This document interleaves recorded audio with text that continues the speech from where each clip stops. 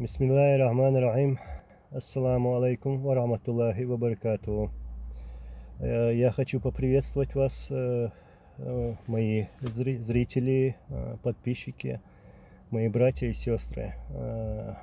И у меня появилась идея, и тут внизу под разными видео в комментариях писали, что было бы хорошо, если бы я смог бы ответить на ваши вопросы.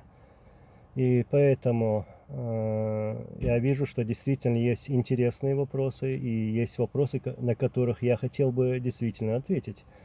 Так вот,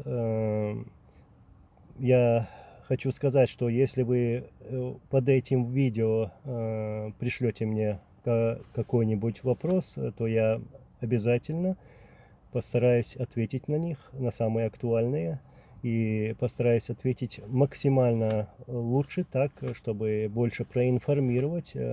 И хочу также сказать, что готов ответить на вопросы по именно, к примеру, по тем видеоматериалам, которые выкладываются здесь, или же по истории российско-чеченских отношений. И отношений, как известно, последние года вот, были войны, как называется, для меня это одна война, но, как говорят, первая русско-чеченская, вторая русско-чеченская, для меня это одна и та же война, потому что на самом деле война не заканчивалась.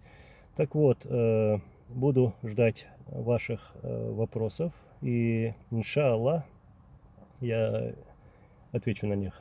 Спасибо за внимание.